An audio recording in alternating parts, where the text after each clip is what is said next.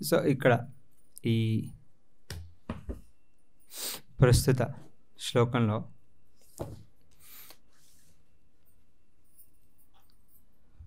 కలియుగంలో ఏ రకంగా జనాలు ప్రభావితం అవుతున్నారని చెప్పి చెప్పబడింది.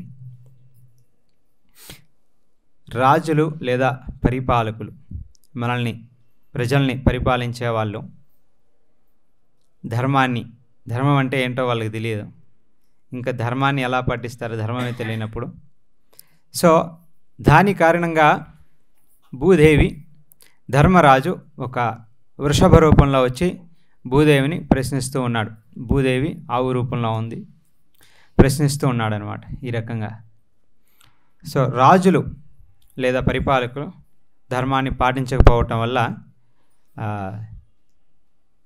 ప్రజలెవరూ రక్షణ లేకుండా పోయింది. సో దీని కారణంగా నీవు దుఃఖిస్తున్నావా, లేదా ప్రజలందరూ నియమ నిబంధనలు ఎవరు పాటించటం లేదు, దీని కారణంగా నీవు దుఃఖిస్తున్నావు అని చెప్పి ధర్మరాజు భూదేవిని ప్రశ్నిస్తూ ఉన్నారు. ఈ సంఘటన ఏంటంటే బేసికలీ కృష్ణుడు ఈ భూమిని ప్రజల దృష్టి నుంచి వెళ్ళిపోయిన తర్వాత తన లీలలన్నీ ముగించుకొని తన అవతారాన్ని ముగించినప్పుడు దాని తర్వాత ఇంకా కలియుగం స్టార్ట్ అయింది. కలియుగం స్టార్ట్ అయిన తర్వాత పరీక్షిత్ మహారాజు రాజుగా అయిన తర్వాత ఇంకా కలియుగం స్టార్ట్ అయింది కాబట్టి వాటి ప్రభావం ప్రజలపైన పడింది. కలి యొక్క ఇన్ఫ్లుయెన్స్ అంతా కూడా ప్రజల్లో కనిపిస్తూ ఉంది. రాజ్యపాలనలో కానీ ప్రజల యొక్క వ్యవహారంలో కానీ అన్నిట్లోని కనిపించినప్పుడు పరీక్షిత్ మహారాజు కూడా బయటికి వచ్చి తన రాజ్యంలోకి వచ్చి ఎక్కడ అన్యాయం జరుగుతుంది, ఎక్కడ అవమానం జరుగుతుంది దాన్ని పరిశీలించడానికి బయటకు వచ్చినాడు. సో ఈ రకంగా బయటకు వచ్చినప్పుడు ఒకానొక ప్రదేశానికి వచ్చినప్పుడు ఈ రకంగా ఒక వృషభం, ఒక ఎద్దు, ఒక ఆవు, ఈ రకంగా సంభాషణ జరుగుతూ ఉంది. వృషభం వచ్చి ధర్మరాజు, ఆవు వచ్చి భూదేవి. సో వీళ్ళిద్దరూ సంభాషణ జరుగుతుండగా ఏ కారణంగా ఆవు దుఃఖిస్తూ ఉంది అని ధర్మరాజు ప్రశ్నిస్తూ ఉన్నారన్నమాట. దేని కారణంగా నువ్వు దుఃఖిస్తున్నావు అని. అయితే ఇక్కడ ఈ ప్రస్తుత శ్లోకంలో చెప్పబడినట్టుగా కలియుగం అనేది ధర్మాన్ని క్షీణించేటువంటి గుణాలు కలిగినటువంటి. ధర్మం అంటే ఏంటో తెలియాలి అంటే బేసికలీ విద్య ద్వారా మనకి ఒక గురువు దగ్గరికి వెళ్ళి లేదా ఒక స్కూలు కాలేజ్ దగ్గరికి వెళ్తే అక్కడి నుంచి మనకి విద్య అనేది దొరుకుతుంది. మనం వెళ్ళేటువంటి స్కూలు కాలేజు యూనివర్సిటీలు కానీ ఏవైనా కూడా అవి కూడా ఇప్పుడు ధర్మాన్ని మనకి జ్ఞానం కింద ఇవ్వటం లేదు. పొట్ట నింపుకోవడానికి, మీ క్వాలిఫికేషన్ ఇంకా నెక్స్ట్ లెవెల్ పెంచుకోవడానికి, మీ పేరు ప్రఖ్యాతులు పెంచుకోవడానికి, బిజినెస్ ప్రాఫిట్ తెచ్చుకోవడానికి ఏమేం కావాలో అవన్నీ జ్ఞానాన్ని ఇస్తారు, కానీ ధర్మం గురించి ఎవరు చెప్పేది లేదు. సో అలా చెప్పనప్పుడు అటువంటి విషయాలే వాళ్ళ సబ్జెక్ట్లో లేనప్పుడు ఇంకా పిల్లలకి ఎలా తెలుస్తుంది? సో పిల్లలకి తెలియనప్పుడు పెద్దవాళ్ళని ఎలా రెస్పెక్ట్ ఎలా ఇవ్వాలి తెలియదు. ఎంతసేపు కాంపిటీషనే, ఎవరు ఫస్ట్ ర్యాంకు, ఎవరికి సీట్ వస్తుంది, ఎవరికి గోల్డ్ మెడల్ వస్తుంది, ఎవరికి పెద్ద శాలరీ వస్తుంది, ఎవరు క్యాంపస్ ప్లేస్మెంట్ అవుతారు, ఎంతసేపు ఇందులోనే ఉంటే ఇంకా పెద్దల్ని ఎలా రెస్పెక్ట్ చేయాలి? మనల్ని చిన్నప్పటి నుంచి రక్షిస్తున్నటువంటి పెద్దలు లేదా తాతలు కానీ వాళ్ళందరినీ మనం ఎలా రెస్పెక్ట్ చేయాలి? శాస్త్రం నుంచి మనం ఏం నేర్చుకోవాలి? అసలు శాస్త్రం అంటే ఏంటి, ధర్మం అంటే ఏంటి, భగవంతుడు అంటే ఏంటి, ఇవన్నీ కూడా ఎవరు చెప్పేదే లేదు. సో ఈ రకంగా అటువంటి జ్ఞానం మనకి రాకపోయేటప్పటికి కొన్ని జనరేషన్లు అయిన తర్వాత ఒక జనరేషన్ గ్యాప్ అనేది కనిపిస్తుంది. సో అదే ఇప్పుడు ప్రస్తుతం మన సొసైటీలో ఉండేటువంటి సమస్య. మీరు మీ పిల్లల్ని ఎంత ప్రేమగా ఎంత మంచిగా పెంచినా కూడా పెద్ద అయిన తర్వాత నువ్వు నాకు ఏమి ఇచ్చావు అని అడిగితే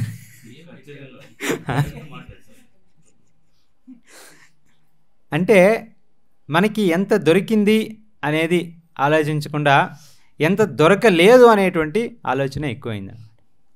ఏం లభించలేదు అని. ఇప్పుడు భగవంతుని దగ్గరికి వచ్చినా కూడా చాలామంది మందిరాలకు వచ్చినా భగవంతునికి ఎదురుగుండా వచ్చినా కూడా ప్రశ్నించేది ఏంటి, నా దగ్గర ఇది లేదు, నా దగ్గర ఇది లేదు, వాడి దగ్గర అది ఉంది, వీళ్ళ దగ్గర అది ఉంది, నాకేమీ ఇవ్వలేదు అని. సో దాన్నే కృష్ణ భగవానుడు భగవద్గీతలోని 2 రకాలైనటువంటి మనుషుల్లో 2 రకాలు అని చెప్పి చెప్తారు. ఒకటి సుర, ఇంకొకటి అసుర. సురజాతి అంటే దేవతలు, అంటే దైవ గుణాలు కలిగినటువంటి వాళ్ళు. అసుర అంటే అసుర జాతులు, అసుర గుణం కలిగినటువంటి వాళ్ళు. సో ఈ ప్రస్తుత శ్లోకంలో చెప్పబడినటువంటి కలియుగ ఇన్ఫ్లుయెన్స్ ఏదైతే ఉందో, ప్రభావం, ఈ క్వాలిటీస్ అన్నీ కూడా అసుర జాతికి చెందినటువంటి. రాజ్యపాలన చేసేటువంటి రాజులు కానీ పరిపాలకులు కానీ ఏ విధంగా ధర్మాన్ని పాటించాలని ఎవరూ పట్టించుకోరు. వాళ్ళు పాలన చేసే దేనికోసం అంటే నేను ఏ విధంగా లాభపడతాను అని, నాకు లాభం ఎక్కడ దొరుకుతుంది అని. అంటే అహం, కృష్ణుడు అదే చెప్తాడు భాగవతంలో కూడా, అహం, నాకు లాభం ఏంటి. సో దీన్నే సింపుల్గా అహంకారం అంటాం. అంటే అహంకారం అంటే నాకు అనేటువంటిది మనం ఎప్పుడైతే ఏ విషయంలో అయినా సరే నాది, నాకు అనేటువంటి అభిప్రాయం ఎప్పుడైతే వస్తుందో దీన్ని అహంకారం అంటాం. సో ఆ నా అనేటువంటిది వదిలేసి నాది కాకుండా ఈ సృష్టికి కర్త అయినటువంటి భగవంతుడు ఎవరైతే ఉన్నారో తనది అనేటువంటి భావన ఎప్పుడైతే వస్తుందో అది సురగుణం అవుతుంది. నాది అనుకునేటువంటి భావం ఎప్పుడైతే వస్తుందో ఇది అసురగుణం అవుతుంది. ఈ కలియుగ ప్రభావం ఎక్కడి నుంచి స్టార్ట్ అవుతుంది అంటే అక్కడి నుంచి స్టార్ట్ అవుతుంది అనమాట. అహంకారం లెవెల్ నుంచి ఇంకా స్టార్ట్ అయ్యి ఇంకా అన్నీ ఒకటి. సో ఈ ప్రస్తుత శ్లోకంలో చెప్పబడినట్టుగా ఆహార, నిద్ర, భయం, మైథునం. ఒక సింపుల్ ఇన్స్ట్రక్షన్. ఆధ్యాత్మిక విద్య ఎక్కడ స్టార్ట్ అవుతుందయ్యా అని అడిగితే, అంటే గుడిలో స్టార్ట్ అవుతుందా లేదా పండగ రోజు స్టార్ట్ అవుతుందా? జనరల్గా భగవంతుని ఎప్పుడు పూజిస్తాం అంటే పండగ రోజు పూజిస్తాం. టెంపుల్ మందిరానికి ఎప్పుడు వెళ్తారంటే పండగ రోజు వెళ్తాం. మన టెంపుల్లో January 1 అంటే ఓ కుప్పలు తెప్పలకి జనాలు వచ్చేస్తాయి. వేరే రోజు ఎప్పుడైనా రండి అంటే ఎవరు రారు. పోయినా January 1 అయినా పండగ అంటే అది కూడా కాదు. మనది ఏ రకంగా పండగ అయిందని మనం అర్థం చేసుకోవడం చాలా కష్టం అయిపోయింది ఇప్పుడు. సో ఏది పండగ ఏది పండగ కాదు అది కూడా ఇప్పుడు అది కలియుగ ప్రభావం అంటారు దీన్నే. అంటే మనిషికి ఏం తోచితే అది చేస్తారు అంతే. సో ఎక్కడ ఆధ్యాత్మిక విద్య స్టార్ట్ అవుతుంది అంటే శాస్త్రాలు ఏం చెప్పమనింది అంటే ఆహార విద్య భయమైతునంచ, ఆహార నిద్ర భయమైతునంచ సామాన్యమేత పశుభి నరాన. ఇప్పుడు ప్రభుపాదుల వారు మన భాష్యంలో చెప్పినారు. ఇవి ఆహారం, నిద్ర, భయం, మైథునం, ఈ 4 కూడా సామాన్యమేతత్ పశుభి నర, పశువుకి నరునికి ఇద్దరికి కూడా కామన్ అనమాట. మనం ఎంత చేస్తామో జంతువులు కూడా అంతే చేస్తాయి ఈ 4 విషయాల్లో. కాకపోతే ఒక డిఫరెన్స్ తీసుకురావడానికి మనకి బ్యాంకులు ఉన్నాయి సేఫ్ డిపాజిట్ చేసుకోవడానికి, గోడౌన్లు ఉన్నాయి మన ధాన్యాలన్నీ స్టాక్ పెట్టుకోవడానికి, సూపర్ మార్కెట్లు ఉన్నాయి వెంటనే వెళ్ళి తెచ్చుకోవడానికి, కంపెనీలు ఉన్నాయి, ఫ్యాక్టరీలు ఉన్నాయి కావాల్సిన ఐటెంలు తయారు చేసుకోవడానికి. బట్ ఇవన్నీ అవసరం లేదు. ఇవన్నీ వచ్చిన తర్వాతే రకరకాలైనటువంటి రోగాలన్నీ స్టార్ట్ అయ్యాయి. అవి లేకముందు అంత వింత రోగాలు అనేవి ఏమీ లేవు, సామాన్యమైనటువంటి రోగాలు మాత్రమే ఉన్నాయి.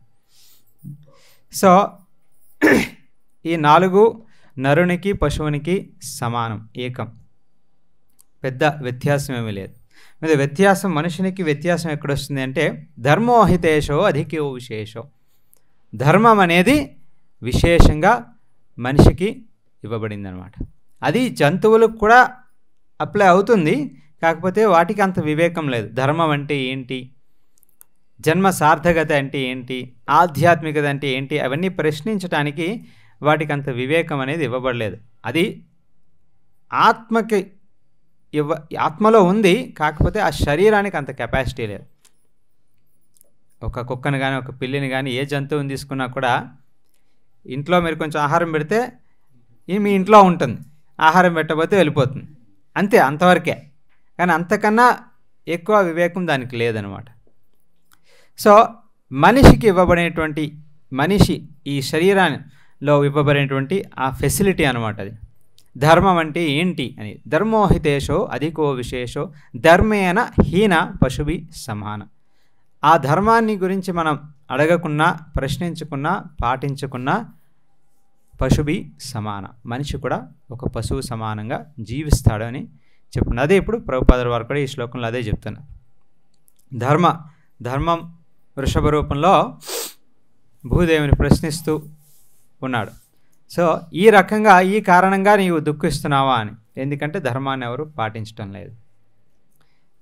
పాటించకపోవడానికి కారణం ఏంటి అంటే సాంగత్యం, కలి ప్రభావం. కలి ప్రభావం కారణంగా క్వాలిటీస్ అన్నీ పోతూ ఉన్నాయి, మంచి క్వాలిటీస్ అన్నీ పోతున్నాయి, చెడ్డ క్వాలిటీస్ అన్నీ వస్తూ ఉన్నాయి. సో అటువంటి చెడ్డ క్వాలిటీస్తో మనం సాంగత్యం చేస్తే ఆటోమేటికలీ మనం కూడా కలి ప్రభావానికి గురి అవుతాం.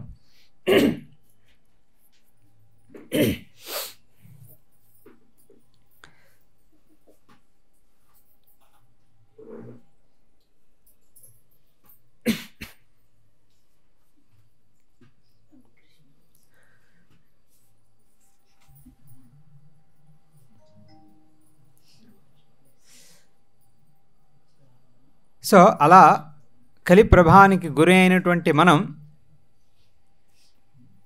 ఈ ప్రపంచంలో జన్మ తీసుకున్నాం. జన్మ తీసుకున్న తర్వాత ఈ ప్రపంచాన్ని బాగుపరచడానికి మనం ప్రయత్నిస్తూ ఉన్నాం. కొంతమంది ప్రయత్నిస్తున్నారు, కొంతమంది నాశనం చేస్తున్నారు. అంటే మంచి, ఇక్కడ కూడా మంచి చెడు ఉంది. ఫైనలీ ఈ ప్రపంచంలో పుట్టిన తర్వాత మంచి చేసి, పుణ్యం చేసి మనం పైలోకానికి వెళ్ళడానికి అవకాశం ఉందని శాస్త్రంలో ఉంది.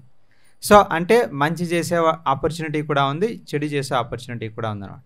సో అన్ని విషయాల్లోని ఆపర్చునిటీ అయితే ఉంది, కాకపోతే మన వివేకాన్ని ఉపయోగించి ఏది మంచి ఏది చెడు అనేటువంటి దీన్ని మనం డిస్క్రిమినేట్ చేసి మనం ఏదైతే మంచి డెసిషన్ తీసుకుంటామో అదే ధర్మం అని శాస్త్రంలో చెప్పబడింది. బట్ ఆ డెసిషన్ తీసుకోవడానికి ఆ వివేకం ఏదైతే ఉందో అది ఎక్కడి నుంచి వస్తుంది అంటే శాస్త్రాల నుంచి వస్తుంది. దాన్నే శాస్త్రచక్షు అంటారు. శాస్త్రం ద్వారా మనం చూడాల్సిన అవసరం ఉందని కృష్ణుడు భగవద్గీతలో చెప్తున్నాడు. మన సొంత జ్ఞానం, బలం యూజ్ చేసి ప్రయత్నించేదానికన్నా శాస్త్రం నుంచి జ్ఞానం తీసుకొని, పెద్దల దగ్గర నుంచి వాళ్ళ ఎక్స్పీరియన్స్ నుంచి మనం తీసుకొని ఏదైనా సరే విషయం గురించి దాని తర్వాత మనం ఏ కార్యక్రమం చేసినా కూడా అది శుభప్రదం అవుతుంది. అందరికీ కూడా, మనకే కాదు అందరికీ కూడా. ఏ రకంగా అయితే ప్రభుపాదుల వారు ఈరోజు ఇస్కాన్ని స్థాపించారు. సో ఇస్కాన్ని స్థాపించారు, భగవద్గీతను రచించారు, భాగవతాన్ని రచించారు. సో బీబీటీ అనేది పబ్లిష్ చేశారు. సో ఇప్పుడు బీబీటీ ద్వారా బుక్స్ పబ్లిష్ అవుతున్నాయి, ఇస్కాన్ ద్వారా సంకీర్తన ప్రచారం జరుగుతుంది. ఈ కారణంగా మనందరం కూడా ఈరోజు లాభం పొందాం. అలా ఇస్కాన్ లేకపోయినా, లేదా భగవద్గీత లేకపోయినా, భాగవతం లేకపోయినా, బీబీటీ లేకపోయినా అప్పుడు మనకి ఈ పుస్తకాలు అనేవి దొరకవు. దాని తర్వాత ఆధ్యాత్మిక జ్ఞానం అనేది లభించదు. సో అప్పుడు మనం కూడా ఒక పశువు రూపంలోనే జీవనం చేస్తూ ఉంటాం అన్నమాట. చాలామంది అడుగుతారు, ఓకే పశువు రూపంలో ఉంటే తప్పేంటి, అందరూ అదే చేస్తున్నారు కదా, నేనేం కొత్తగా వింతగా ఏమీ చేయట్లేదు, అందరూ చేసేదే నేను చేస్తున్నాను కదా, తప్పే ఉంది అని. బట్ శాస్త్రం నుంచి మనం అర్థం చేసుకోవాలి, ఈ జనన మరణ చక్రం ఏదైతే ఉందో దీనిలో ఉన్నంత వరకు మనకు తెలుసు, మనకు అనుభవం ఉంది, ఎంతో కష్టాన్ని అనుభవించాలి. కష్ట నష్టాల నుంచి బయటికి రావాలని అందరం ప్రయత్నిస్తాం, కాకపోతే అది ఎప్పటికీ సాధ్యం కాదు. కొంతమంది ఏదో ఏమంటారు, కొంతసేపు నీటిలో ములుగుతాం, కొంతసేపు తేలుతాం. సో ఆ రకంగా తేలినంతసేపు కొంచెం ఊపిరి తీసుకోవడానికి అవకాశం ఉంటుంది. అంత మాత్రాన మనకి అది ముక్తి అనం మనం దాన్ని, జస్ట్ కొంచెం రిలీఫ్ అంతే. మళ్ళా నీటిలో మునిగినప్పుడు మళ్ళా కష్ట నష్టాలు. సో ఇలా కాకుండా పర్మనెంట్గా శాశ్వతంగా మనకి ముక్తిని లభించాలి అంటే ఒకటే ఒక్క మార్గం ఏంటంటే శ్రీకృష్ణుని శరణం తీసుకోవాలి. ఇంకా వేరే దారి లేదు అని శాస్త్రం మనకి చెప్తూ ఉంది. భగవంతుని ఆశ్రయించాలి అంటే కృష్ణుడు ఏం చెప్తున్నాడు మనకి భగవద్గీతలోని, యజ్ఞార్థాత్ కర్మణోన్యత్ర లోకోయం కర్మబంధన. మనం చేసేటువంటి ప్రతి పని కూడా ఒక యజ్ఞ రూపంలో మనం చేస్తే అది మన చేసినటువంటి కర్మకి పాపం పుణ్యం అనేవి రెండు ఉంటాయి. సో వాటి నుంచి ముక్తి లభిస్తుంది మనకి. పాపము ఉండదు, పుణ్యం ఉండదు, రెండూ ఉండవు. సో అందుకే యజ్ఞం చేయమని చెప్తున్నాడు కృష్ణుడు. సో ఈ యజ్ఞం అంటే ఏంటి? సహజంగా మనకు తెలిసిన యజ్ఞం ఏంటంటే నిప్పు వెలిగించేది, నిప్పులోనికి కొంచెం నెయ్యి వేసేది, మంత్రాలు చదివేది, ఇది మాత్రం యజ్ఞం. కానీ కృష్ణుడు చెప్పేటువంటి యజ్ఞం ఏంటంటే యత్ కరోషి దస్నాసి యజ్జహోసి దధాసి యత్ తపస్యసి కౌంతేయ తత్కురుష్వ మదర్పణం. అంటే మనం చేసేటువంటి ప్రతి ఒక్క కర్మ, ఏ పని అయినా సరే కృష్ణుని కోసం చేయండి. మద్ అర్పణం. నీవు తినేటువంటి తిండి నాకు సమర్పించు. నీవు ఏదైనా దానం చేస్తున్నావా దాన్ని కూడా నాకు సమర్పించు. ఒక తపస్సు చేస్తున్నావా, ఒక పుణ్యకార్యం చేస్తున్నావా దాన్ని కూడా నాకే సమర్పించు. యత్ కరోసి యదస్నాసి యజ్జుహోసి దదాసి యత్ తపస్యసి కౌంతేయ తత్ కురుష్వ మద్ అర్పణం. ఇది కృష్ణుడు చెప్పేటువంటి భగవద్గీతలో మనకి ఉపదేశించేటువంటి యజ్ఞం. యజ్ఞం అంటే ఓన్లీ నిప్పు వెలిగించి అందులోని కొంచెం నెయ్యి కొంచెం అది ఇది వేసేది కాకుండా ఇవి కూడా యజ్ఞమే.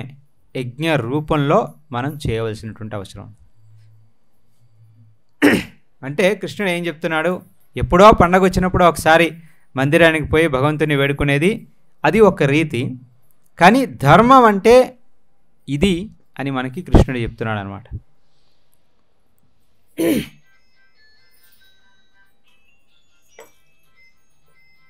సో ఈ రకంగా కృష్ణుడు మనకి ఎందుకు చెప్తున్నాడు?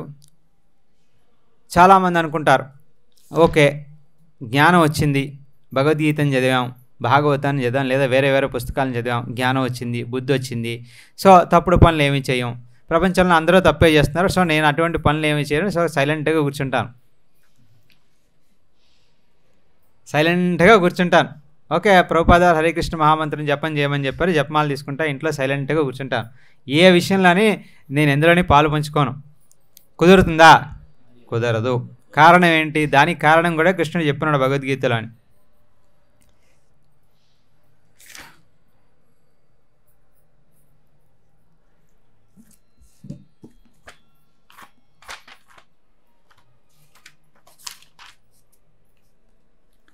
నహి కశ్చిత్ క్షణమపి జాతు తిష్టతి అకర్మకృత్ కార్యతే వ్యవసః కర్మ సర్వ ప్రకృతి జైర్గుణై.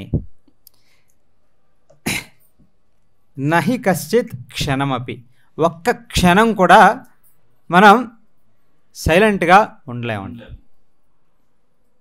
అది మన స్వభావం. మనది అంటే ఈ శరీరం అనేది కాదు, ఆత్మ యొక్క స్వభావం అది. జాతు తిష్టతి అకర్మకృత్. అకర్మ అంటే ఏ కర్మ చేయకుండా ఖాళీగా కూర్చునేది, సైలెంట్గా కూర్చునేది, అది సాధ్యం కాదు. కార్యతే అవశః కర్మ సర్వ ప్రకృతి జైర్ గుణై. ఈ ప్రకృతిలో మనం ఉన్నంత వరకు, ఈ శరీరంలో జన్మ తీసుకున్న తర్వాత ప్రతి జీవికి శరీరం అనేది ఉంటుంది. సో ఈ శరీరంలో మనం ఉన్నంత వరకు ప్రకృతి జైర్ గుణై, ఈ ప్రకృతిలో గుణాల యొక్క ప్రభావం ఉంటుంది. గుణాల యొక్క ప్రభావం నుంచి మనం బయటికి రావడం అనేది అది భగవంతుని చేతిలో మాత్రమే ఉంది.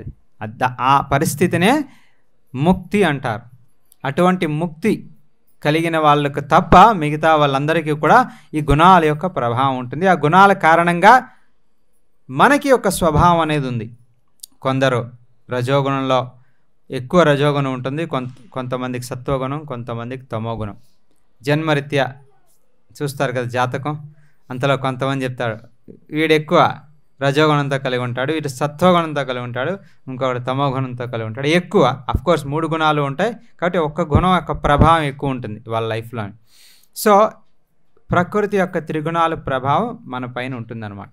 సో దాని కారణంగా మనం ఒకవేళ సైలెంట్గా కూర్చోవాలి అనుకున్నా కూడా ఏదో నష్టం వచ్చింది, ఏదో బిజినెస్లో లేదో ఎవరో తిట్టారో, ఎవరో కొట్టారో, ఏదో పనిష్మెంట్ అయింది, సో పోయి ఇంట్లో ఖాళీగా కూర్చోలేరు. అది సాధ్యం కాదు. అది ఆత్మ యొక్క క్వాలిటీ. అదంతే. ఖాళీగా కూర్చోవడం ఎవరికి సాధ్యం కాదు. ఏదో ఒకటి చేయాలి, కర్మ అనేది చేయాలన్నమాట. అందుకే కృష్ణుడు చెప్తున్నాడు, ఖాళీగా కూర్చోవడం మన వల్ల కాదు, మనం కార్యం చేయాలి. అదే భక్తి రీతిలో కార్యం చేయండి. యత్ కరోసి యదస్నాసి యజ్జుహోసి దదాసి యత్. మనం ఏం చేసినా కూడా అది కృష్ణునికి ఒక సమర్పణ కింద చేస్తే ఆ పాప ఏదైతే ఉంటుందో పాపం నుంచి మనకి ముక్తి లభిస్తుంది.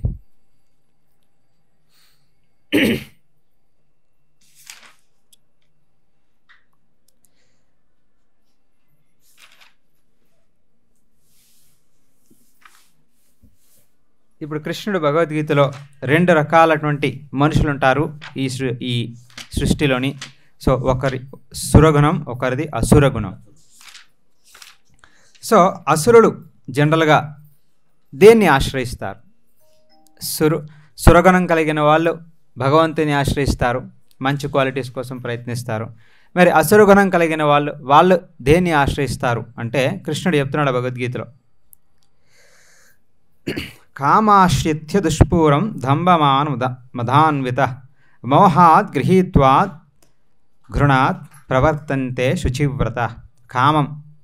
కామాన్ని ఆశ్రయిస్తారు, దుష్పూరం, దాని తర్వాత దంభం, గర్వంతో కలిగి ఉంటారు, దురభిమానంతో కలిగి ఉంటారు,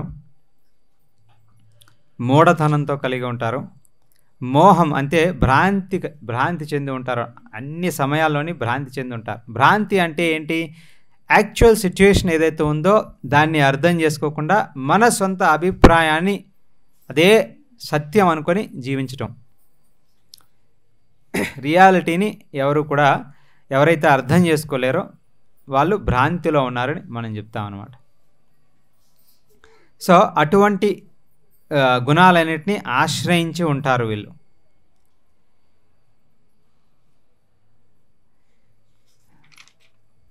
నాకు ఇంత లాభం వచ్చింది, ఇంకా ఎక్కువ లాభం ఎలా సంపాదించాలి? వీళ్ళు నా బంధువులు, వాళ్ళు నా శత్రువులు. ఈ శత్రువుని ఎలా సంహరించాలి? నా బంధువుల్ని ఎలా రక్షించాలి?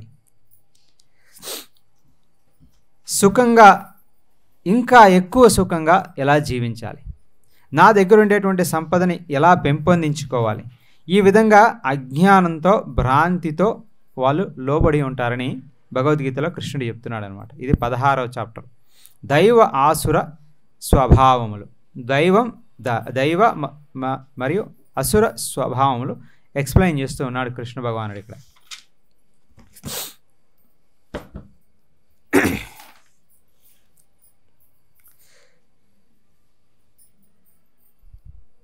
సో ఫైనల్గా మనం అర్థం చేసుకోవాల్సింది ఏంటంటే, శాస్త్రం ఒకసారి మనం భగవద్గీత కానీ భాగవతాన్ని కానీ ఒకసారి టచ్ చేసామంటే ఈ రకంగా 2 రకాలైనటువంటి స్వభావాలు ఉన్నాయి.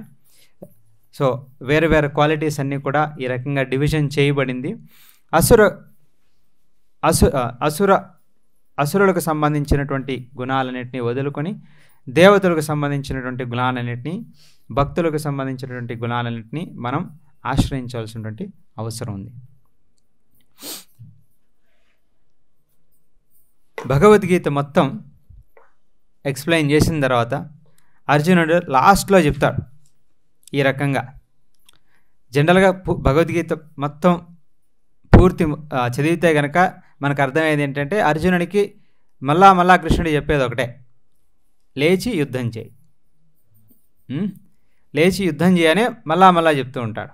సో అలాంటప్పుడు అర్జునుడు లాస్ట్లో కన్క్లూజన్లో జనరల్గా మనం అందరూ కామన్గా ఆలోచిస్తే కనుక, సరే కృష్ణ నువ్వు చెప్పావు కాబట్టి నేను యుద్ధానికి రెడీ అనేటువంటి కన్క్లూషన్ ఇవ్వాలి. అవునా కాదా? మీరు చెప్పారు కాబట్టి నేను రెడీ యుద్ధానికని. కానీ అర్జునుడు అలాగని చెప్పడంలే. అర్జునుడు ఏం చెప్తున్నాడంటే కరిష్యే వచనం తవ. ఒక్క యుద్ధమే కాదు, మీరు ఏం చెప్పినా కూడా చేయడానికి రెడీ. ఇది అర్జునుని యొక్క కన్క్లూజన్. మన కన్క్లూజన్ ఏమవుతుందంటే ఒక్క విషయంలో మాత్రమే మనం కృష్ణుని యొక్క ఇన్స్ట్రక్షన్ తీసుకుంటాం. ప్రభుపాద హరే కృష్ణ మహామంత్రం జపం చేయనారు, ఓకే హరే కృష్ణ మహామంత్రం, మిగతా బిజినెస్ అంతా నాదే. ఆ విషయంలో మనం కరిష్యే వచనం ఉండదు అక్కడ. అంటే ఎక్కడ మనకి లాభం కలుగుతుందో, ఆధ్యాత్మికంగా మనకి ఇస్కాన్ నుంచి లాభం వచ్చింది కాబట్టి ఓకే హరే కృష్ణ మహామంత్రం జపం చేద్దాం. వేరే విషయంలో ఇస్కాన్ నుంచి ఎక్కడుందయా లాభం?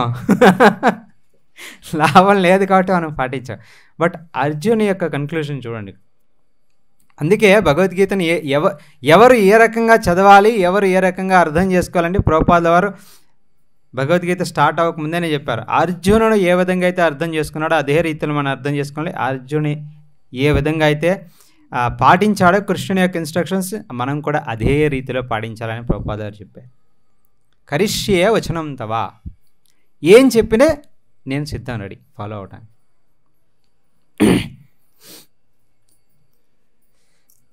యాక్చువల్గా కృష్ణుడు ఏం చెప్తా, అర్జునుడు ఏం చెప్తాడంటే, ఏ రకంగా సమాధానం ఇస్తాడంటే ఆ శ్లోకంలోని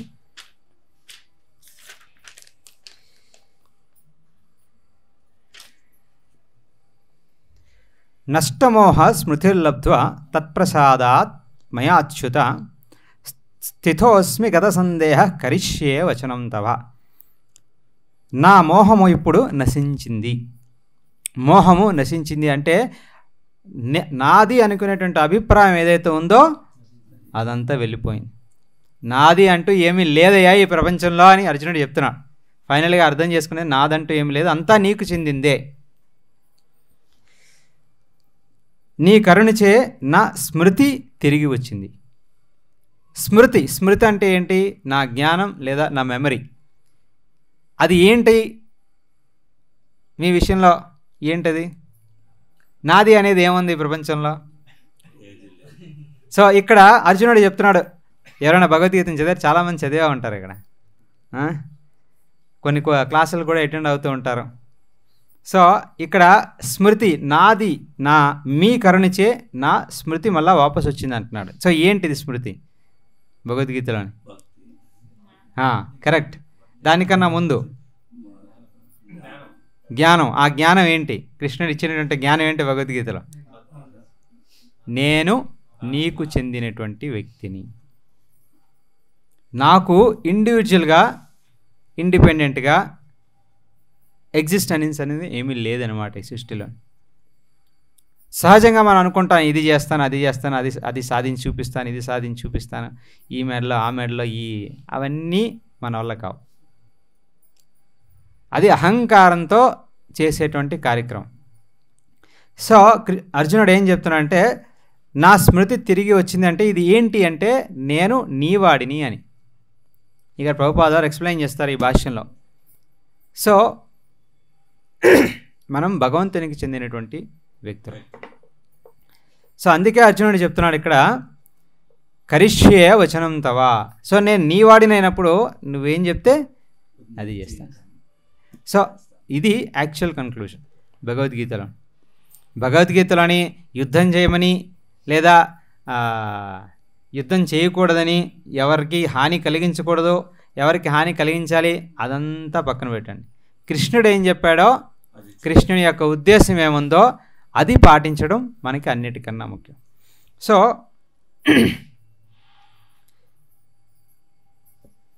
ఇప్పుడు నేను స్థిరుడను సందేహరహితుడు అయి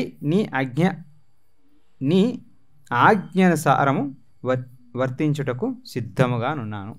సో అర్జునుడు ఈ రకంగా చెప్తున్నాడు అనమాట. ఏది ఆదేశిస్తే, మీరు ఏది ఆజ్ఞిస్తే అది పాటించడానికి నేను రెడీ. సో ఇప్పుడు మనకి శ్రీల ప్రభుపాద వారు ఏం ఆజ్ఞించారు? హరే కృష్ణ మహామంత్రం జపం చేయాలి 16 మార్లు ప్రతిరోజు. దీనితో పాటు ఎందుకని దీనితో పాటు ఆల్రెడీ మనం ఇప్పుడే ఉన్నాం, నహి కశ్చిత్ క్షణమపి. ఓకే, ప్రభుపాద హరికృష్ణ మహామంత్రం జపం చేయమన్నారు కదా, హరికృష్ణ మహామంత్రం జపం చేస్తే అన్ని సమస్యలు పోతాయి, అన్ని రోగాలు పోతాయి, ఇంక్లూడింగ్ భవరోగం, ఈ జనన మరణ చక్రం ఏదైతే ఉందో భవరోగం, దీన్ని కూడా ముక్తి లభిస్తుంది. కరెక్టే, కానీ అలాగని ఓన్లీ మాల పట్టుకొని మనం ఒక మూలలో కూర్చొని జపం చేయడానికి సాధ్యపడుతుందంటే కాదు. ఎందుకంటే ఆ త్రిగుణాల యొక్క ప్రభావం నుంచి మనం ఇంకా బయటపడలేదు.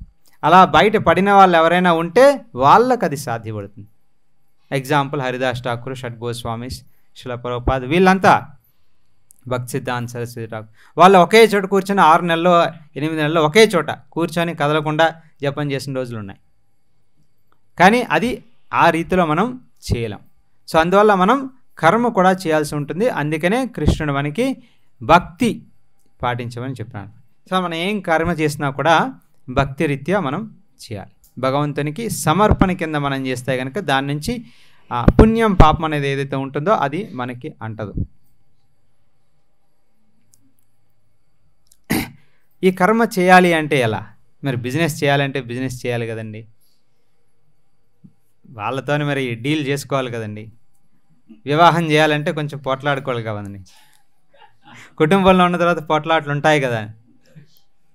కృష్ణుడు ఏం చెప్తున్నాడంటే దీనికి తస్వాత్మముత్తిష్ట యశోలభస్వ జిత్వా శత్రూన్ భుంక్ష్వరాజ్యం సముద్రం మయేవయిత నిహితాన్ పూర్వమేవ నిమిత్తమాత్రం భవ సవ్యసాచి. ఈ ప్రపంచంలో రిజల్ట్ అనేది ఆల్రెడీ కృష్ణుడు డిసైడ్ చేసేస్తున్నాడు. డెస్టినీ అంటాం కదా, తెలుగులో ఏమంటాం? డెస్టినీని ఏమంటాం? తలరాత. సింపుల్గా చెప్పాలంటే తలరాత. మన తలరాత ఏదైతే ఉందో అది ఆల్రెడీ రాసి పెట్టేసినారు, అది మారదు. ఒక అభిప్రాయం, మనిషికి ఇది ఒక అభిప్రాయం, అది ఎప్పుడు మారదు అని. సో కృష్ణుడు కూడా అదే చెప్తున్నాడు, మయైవహితే నిహితాన్ పూర్వమేవ. ఏమైతే జరగాల్సిందో ఆ కురుక్షేత్ర యుద్ధం నుంచి ఏదైతే రిజల్ట్ రావాల్సిందో అది ఆల్రెడీ నేను డిసైడ్ చేసేస్తున్నాను. నువ్వు డిసైడ్ చేయడానికి ఏం లేదు అక్కడ, ఆల్రెడీ నేను డిసైడ్ చేసేస్తున్నాను. నిమిత్త మాత్రం భవసవ్య సాచే, ఒక నిమిత్త మాత్రం కింద మాత్రం నువ్వు ప్రవర్తించు అంతే. సో మనం భగవంతుని ఇన్స్ట్రక్షన్స్ పాటిస్తున్నాము అంటే మనం ఒక నిమిత్త మాత్రమై పాటిస్తున్నాం అంతే. నిమిత్త మాత్రం అంటే ప్రభుపాదారు అంటారు ఒక ఇన్స్ట్రుమెంట్, ఒక ఆయుధం. ఆయుధం అంటే ఏంటి? ఫర్ ఎగ్జాంపుల్ నేను ఒక లెటర్ రాయాలనుకున్నా, లేదంటే ఒక పుస్తకం రాయాలనుకున్నా. ప్రభుపాదారు ఇచ్చేటువంటి ఎగ్జాంపుల్, లెటర్ రాయాలన్నా లేదా ఒక పుస్తకం రాయాలన్నా కూడా మనం పెన్ తీసుకుంటాం. పెన్ను తీసుకున్నాం, ఓపెన్ చేసాం, పుస్తకం మీద పెట్టాం, దాన్ని మట్టుకు అది రాసేసుకున్నది అనుకోండి, దీని ఇన్స్ట్రుమెంట్ అంటాం ఎవరైనా? దీన్ని ఎవరైనా వాడతారా? తీసి పక్కన పడేస్తారు. రాయకపోయినా లేదా తన మట్టుకు తాను రాసుకుంటూ పోయినా దీన్ని తీసి డస్ట్బిన్లో పడేస్తాం, ఎవరు వాడరు దీన్ని. మన తెలివిని ఉపయోగించి మన ఆలోచనల్ని మనం పేపర్ మీద రాయగలిగితే అప్పుడు దీన్ని మనం వాడతాం. అప్పటి వరకు మనం దీన్ని వాడం. దీన్నే ఇన్స్ట్రుమెంట్ అంటాం. సో కృష్ణుడు ఏం చెప్తున్నాడంటే భగవద్గీతలోని ఇదే రీతిలో నా కోరికల్ని, నా వివేకాన్ని ఉపయోగించే శాస్త్రం ద్వారా మనం జ్ఞానాన్ని సంపాదించి ఆ వివేకంతో మనం ఎప్పుడైతే కార్యం చేస్తామో ఏ కార్యమైనా కూడా అప్పుడు మనం భగవంతునికి నిమిత్త మాత్రుల కింద మారుతాం అన్నమాట. అలా కాకుండా మన వివేకాన్ని ఉపయోగించి మన సొంత వివేకాన్ని అహంకారంతో మనం కార్యం చేస్తే అది భగవంతునికి సమర్పణ కాదు.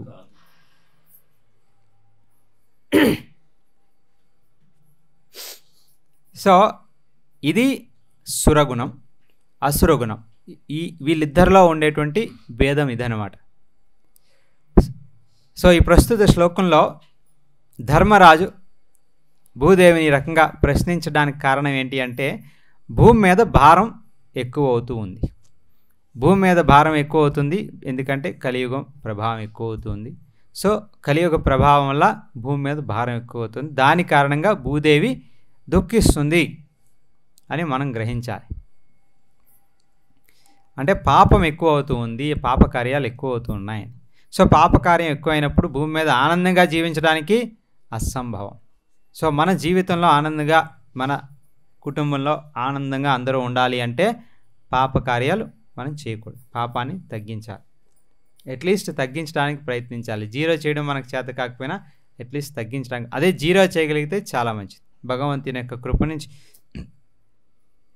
మన లైఫ్లోని ఎటువంటి సమస్యలు ఉండవన్నమాట. అంటే ఎన్నో సంవత్సరాల నుంచి హరే కృష్ణ మహామంత్రం జపం చేస్తున్నాం. లైఫ్లో సమస్యలు లేకుండా ఎవరైనా ఉన్నారా? మరి శాస్త్రంలో చెప్పబడింది అంటే ఏంటి? ఊరికి నేను సోదా కథలా? దీనికి కూడా కృష్ణుడు ఎక్స్ప్లెనేషన్ ఇచ్చాడు. మనం ఈ శరీరంలో జన్మించిన తర్వాత ఈ శరీరంలో జీవించినంత వరకు కష్ట నష్టాలు అనేవి ఉండే ఉంటాయి. దాన్ని ఎవరు ఆపలేరు. ఆకలేస్తుంది, ఆకలేసినప్పుడు భోజనం చేయాలి అంటే వండుకోవాలి. అట్లీస్ట్ వండుకోకపోయినా రెస్టారెంట్కో హోటల్కో పోయి తినాలి అన్నా డబ్బులు ఉండాలి. సో ఏదో ఒక కార్యం చేస్తేనే కానీ మన ఆకలిని మనం తీర్చుకోలేం. సో కర్మ అనేది తప్పదు. సో ఈ శరీరంలో ఉన్నంత వరకు మనం కర్మ చేయాల్సిందే. అందుకే కృష్ణుడు చెప్పాడు, నహి కశ్చిత్ క్షణమపి, ఒక్క క్షణం కూడా మనం కర్మ చేయకుండా ఉండలేము. అది సాధ్యం కాదు, అసాధ్యం అది. సో ఇలా కర్మ చేస్తున్నప్పుడు కృష్ణుని కోసం మనం కర్మ చేస్తే కనుక అప్పుడు దాని యొక్క ప్రభావం ఏ రకంగా ఉంటుంది అంటే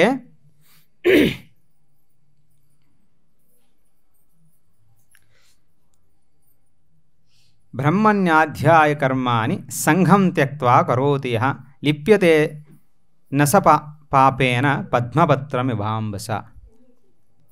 పద్మపత్రం, పద్మం కమలం, అందరికీ తెలుసు. కమలం చాలా అందంగా ఉంటుంది, మంచి ఫ్రాగ్రెన్స్ కూడా ఉంటుంది. చాలామందికి తెలియని విషయం ఏంటంటే, అఫ్కోర్స్ చూసిన వాళ్ళు తెలిసి ఉంటుంది, అది నీటిలో పెరుగుతుంది, నేలపైన పెరగదు. అది నీటిలో పెరుగుతుంది. సో చెట్టు మొత్తం కూడా ఏదైతే ఉందో అది వేరుతో సహా అంతా నీటిలోనే ఉంటుంది. మట్టి అనేది ఉండదు, చాలా తక్కువ, ఏదో కిందన ఎక్కడో. అది నీటిలో ఉన్నా కూడా ఆ కమల పత్రం ఏదైతే ఉంటుందో, ఆకు, అది నీటిలో ఉంటుంది. జనరల్గా నీటిలో ఉంటే ఏమవుతుంది, మనం నీటిలో దిగామనుకోండి ఏమవుతాం, తడిసిపోతాం. మునగడం తర్వాత ఫస్ట్ తడుస్తాం, కాలు పెట్టామంటే తడుస్తుంది, మన డ్రెస్ తడుస్తుంది, మొబైల్ పెడితే పని చేయదు. ఇంకా అది ఉండేదే నీటిలోని, కానీ నీరు అంటదు. అందుకే కృష్ణుడు చెప్తున్నాడు, పద్మపత్రం ఇవాంబస.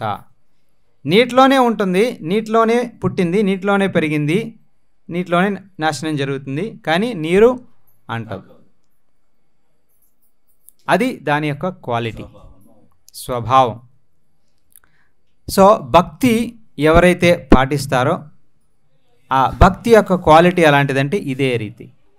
ఎవరైతే భక్తితో భగవంతుని సేవిస్తారో వాళ్ళకి కర్మ అనేది అంటదు. పాపం పుణ్యం రెండూ కూడా అంటవు. మీరు అనుకోవచ్చు నేను పుణ్యకార్యం చేస్తున్నాను, యాక్చువల్లీ మీకు పుణ్యం కూడా అంటదు. అదే రీతిలో పాపం కూడా మీకు అంటదు.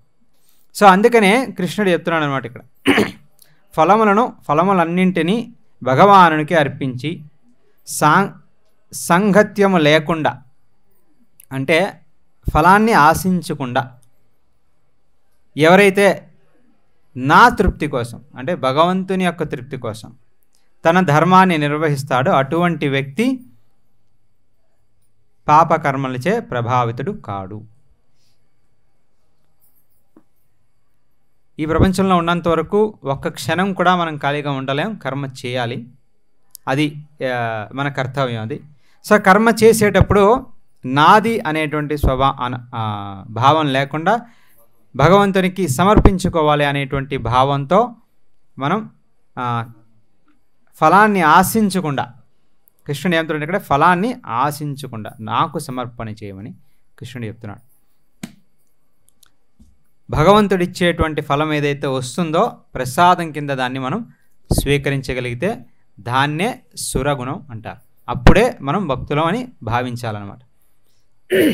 అలా కాకుండా ఎంత కష్టపడ్డానో దానికి నాకు నువ్వు పేమెంట్ చేయలేదు అది ఇది అని గొడవ పెడితే మళ్ళా అక్కడ కూడా అహంకారం వచ్చినట్టే. ఇది చాలా కష్టం. చాలామంది అనుకుంటారు భక్తిని చాలా ఈజీగా చేసేయచ్చు. ఏముంది, వారానికి ఒకసారి ఇస్కాన్ టెంపుల్కి వెళ్తే భగవతం క్లాస్ అవుతుంది, దాని తర్వాత శ్రీ ప్రసాదం వస్తుంది, దాని తర్వాత మళ్ళీ ఇంటికి వచ్చే ఇంతేనా భక్తి అయిపోయింది. అయితే ప్రతిరోజు అనుక్షణం మనం భగవంతుని స్మరణ చేయాలి. స్మరణ చేస్తున్నప్పుడు ఈ రకంగా మనం భగవంతునికి అన్నీ సమర్పించుకోవాలంటే మరి నాదంటూ ఏముంది, అన్నీ భగవంతునికి సమర్పించేసుకుంటే అంటే భగవంతుడు ప్రసాదం కింద ఏదైతే ఇస్తున్నాడో దాన్ని మనం స్వీకరించవలసి ఉంటుంది.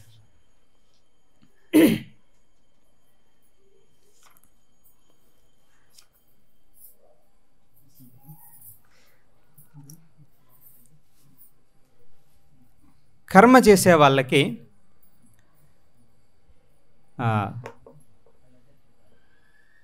ఆధ్యాత్మిక విద్యను పాటించే వాళ్ళలో రకరకాలైనటువంటి యోగ పద్ధతులను పాటిస్తారు. జ్ఞానులు కర్మజ్ఞానం కర్మయోగ, జ్ఞానయోగ, సాంఖ్యయోగ, అష్టాంగ యోగ, భక్తి యోగ. కర్మయోగాన్ని ఎవరైతే పాటిస్తారో వాళ్ళకి శాస్త్రంలో చెప్పబడింది ఏంటి అంటే వాళ్ళు రకరకాలైనటువంటి యజ్ఞాలు చేయాలి, దానాలు చేయాలి, ఇవన్నీ చేయాలి. ఆ యజ్ఞ ఆ దానం ఎప్పుడైతే చేస్తారో అది వాళ్ళకి పుణ్యకార్యం అవుతుంది. జ్ఞానయోగాన్ని పాటించే వాళ్ళు జ్ఞానాన్ని ఎప్పుడైతే ఆశ్రయించడానికి ప్రయత్నిస్తారో సమకూర్చుకోవడానికి ఇంకా ఎక్కువ జ్ఞానం, అది వాళ్ళకి జ్ఞానం, అది వాళ్ళకి ఆస్తి. దాని తర్వాత సాంఖ్యయోగం, ధ్యానం చేస్తారు. వీళ్ళంతా ఎక్కువ అడవులకి హిమాలయాలకు పోయి ధ్యానం చేస్తారు. అంటే ఈ ప్రపంచంలో కనిపించేటువంటి కర్మలన్నింటినీ వదిలి, కుటుంబాలన్నింటినీ వదిలి వేరుగా ఏదైతే మీరు పని చేస్తారో అది యోగం అని చెప్పబడింది. మరి భక్తి యోగులు వీళ్ళకి ఇవ్వబడినటువంటి రూల్స్ రెగ్యులేషన్స్ ఏంటి అంటే ప్రభుపాదుల వారు చెప్తున్నారు, భక్తి యోగులు చేసేటువంటి ప్రతి ఒక్క కర్మ కూడా వాళ్ళకి ముక్తి చేకూరుస్తుంది. ఈ కర్మ ఆ కర్మ అనేదంటూ ఏమీ లేదు. వాళ్ళు చేసే ప్రతి ఏ కర్మ చేసినా కూడా దాని నుంచి వాళ్ళకి అది పుణ్యకార్యం కిందే, అది ఒక యజ్ఞం కిందే. యజ్ఞార్థాత్ కర్మణో అన్యత్ర లోకోయం కర్మవందన. మనం ఏం కర్మ చేసినా కూడా యజ్ఞ రూపంలో మనం చేయాలి, భగవంతునికి సమర్పించుకోవాలి. సో భక్తులు ఏ కర్మ చేసినా కూడా అది యజ్ఞం కిందే కృష్ణుడు యాక్సెప్ట్ చేస్తాడు. యాక్సెప్ట్ చేస్తాడంటే ఆ స్వభావం మనలో ఉండాలి. ఆ స్వభావాన్ని మనం పెంచుకున్నప్పుడు అప్పుడు ఆ స్వభావంతో మనం పని చేసినప్పుడు అది యజ్ఞ రూపంలో భగవంతునికి సమర్పణ జరుగుతుందన్నమాట. సో అంటే ఇప్పుడు హరే కృష్ణ మహామంత్రం మనం జపం చేసినప్పుడు కూడా ఇది ఎంత త్వరగా అయిపించేద్దామా అనేటువంటి ఆలోచనలా కాకుండా ఎంత సంతృప్తిగా ఎంతవరకు మనం భగవంతునికి సమర్పణ చేసుకున్నాము అనేటువంటి ఆలోచనతో చేస్తే కనుక చాలా మంచిది. ఎందుకంటే ఫైనల్గా అదే భగవంతునికి మనం ఎంత సమర్పించుకున్నామో దాన్ని బట్టే మనకి ఫలితం అనేది వస్తుంది. భగవంతునికి మనం సమర్పించుకోలేదు అనుకోండి, అదేమవుతుందంటే ఇది మిశ్రమ భక్తి, కర్మ మిశ్రమ భక్తి అయిపోతుంది. కర్మ మిశ్రమ భక్తి అంటే ఏంటి? కొంచెం భక్తి ఉంది, అందులో కొంచెం కర్మ కూడా మనం యాడ్ చేస్తున్నాం అనమాట.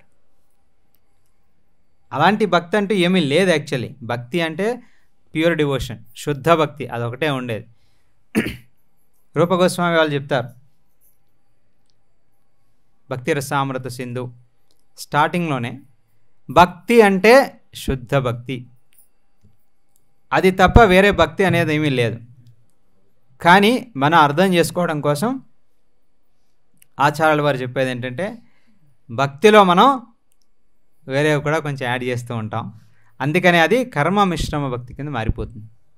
సో అవి ఏమి యాడ్ చేయకుండా ఉంటే కనుక అప్పుడు అది శుద్ధ భక్తి అవుతుంది. అటువంటప్పుడు మాత్రమే ఏదైతే శాస్త్రంలో చెప్పబడిందో ప్రభావాలు, ఒక్క హరే కృష్ణ మహామంత్రం జపం చేస్తే చాలు ఏం జరుగుతుంది? మనం ఎన్ని జన్మల నుంచి, కోటి జన్మల నుంచి మనం చేసినటువంటి పాపం అంతా కూడా నశించిపోతుంది. అది హరే కృష్ణ మహామంత్రంలో ఉండేటువంటి శక్తి సామర్థ్యం. నామప్రభు యొక్క కృప అంత ప్రభావితమైనటువంటిది. కాకపోతే అది మనం అలౌ చేస్తే మన పైన ప్రభావితం అవుతుంది. అది మనం అలౌ చేయలేదు అనుకోండి, హరే కృష్ణ మహామంత్రం ఒక శబ్దం రూపంలోనే ఉండిపోతుంది అంతే.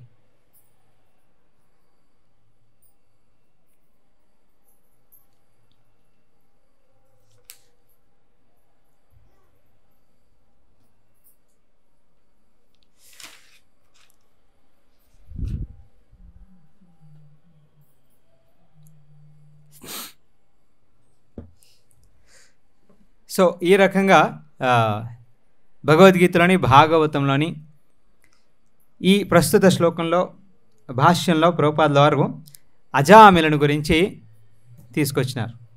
అజామిలుడు ఇదే రీతిలో ఒక బ్రాహ్మణ కుటుంబంలో పుట్టి పెరిగి అన్ని విద్య అంతా నేర్చుకున్నా కూడా సాంగత్యం బాగోకపోవటం వల్ల తన క్వాలిటీస్ అన్నీ నాశనించు. దాని తర్వాత ఒక బ్రాహ్మణి స్థితి నుంచి ఒక నీచుడి స్థితికి దిగజారిపోయాడు. అయినా సరే లాస్ట్ మినిట్లో తను చనిపోయేటప్పుడు ఎప్పుడైతే యమదూతలు వస్తారో తన ముందుకి, ఆ యమదూతల యొక్క రూపాన్ని చూసి భయపడి రక్షణ కోసం ఎవరు నన్ను రక్షిస్తారో అని చెప్పి ఆలోచన చేస్తూ ఉండే. అటువంటి సమయంలో వాళ్ళ పిల్లవాడు, చిన్న పిల్లాడు, 82 ఏళ్ళ వయసులో చిన్న పిల్లాడు అన్నాడు. 82 ఏళ్ళ వయసులో ఎవరికైనా చిన్న పిల్లాడు ఉంటారా? వాళ్ళ పుత్రుడై, అందరూ పెద్ద పెద్దలై వాళ్ళ పిల్లలు మన వాళ్ళు ఉంటారు అంతే. కానీ వాడు సొంత పుత్రుడు చిన్న పిల్లాడు అన్నాడు. సో వాడికి నారాయణ అనే పేరు పెట్టాడు. సో ఆ క్షణంలో ఎవ్వరూ కనిపించలేదు, ఆ చిన్న పిల్లాడు కనిపించాడు. సో రక్షణ కోసం నారాయణ అని పిలిచాడు. నారాయణ అని చెప్పి తన పుత్రునే పిలిచినా కూడా స్వయం నారాయణుడే తన భటుల్ని పంపించాడు. సో దీన్ని బట్టి మనకు అర్థమయ్యేది ఏంటంటే, భాగవతం ఏం చెప్తుందంటే, మనం ఏదైతే భక్తి పూరిత కార్యాలు మనం ఏదైతే చేస్తామో అవి మనం మధ్యలో ఆపేసినా కూడా వాటికి అది ఎప్పుడు నష్టపోదు. అది మనకి పర్మనెంట్ అకౌంట్ కింద మన చెంత ఉంటుంది. మళ్ళా మనం ఎప్పుడైతే స్టార్ట్ చేస్తామో, ఎక్కడైతే ఆగిపోయామో అక్కడి నుంచి మనం కంటిన్యూ చేస్తాం అన్నమాట. అదే మీరు ఏదైనా బిజినెస్ తీసుకోండి, బిజినెస్లో లాస్ అయ్యారు, క్లోజ్ చేసేసినారు, బిల్డింగ్ అమ్మేసినారు, మీరు మళ్ళీ స్టార్ట్ చేయాలంటే అమ్మేసిన బిల్డింగ్ మళ్ళీ రాదే, పోయిన నష్టం అంతా నష్టపోయినట్టే, ఇంకా మళ్ళా రాదు. సో ఇది భౌతిక కార్యాలకి ఆధ్యాత్మిక కార్యాలకి ఉండేటువంటి వ్యత్యాసం. ఆధ్యాత్మికంగా మనం ఏం పని చేస్తామో, ఏ కార్యం చేసినా కూడా మనం ఎక్కడైతే ఆఫ్ చేస్తామో అక్కడి నుంచి మళ్ళీ స్టార్ట్ చేస్తాం. కానీ భౌతికంగా మనం ఏ కార్యం చేసినా కూడా 0 నుంచి స్టార్ట్ చేయాల్సిందే. అది పూర్తయ్యేంత వరకు మనకు అసంతృప్తి ఉండదు. పూర్తయిన తర్వాత అట్లీస్ట్ కొంచెం సంతృప్తి అయినా ఉంటుంది, సాధించాము, ఏదో కంప్లీట్ అయ్యింది. ఇల్లు కంప్లీట్ అయితే ఓకే ఇప్పుడు ఇల్లు మారచ్చు, ఇల్లు కంప్లీట్ కాకపోతే ఇల్లు ఎలా మారుతాం. సో ఇది ఆధ్యాత్మికానికి భౌతికానికి ఉండేటువంటి డిఫరెన్స్. సో ఇక్కడితో మరి ఆప్ చేద్దాం. హరే కృష్ణ.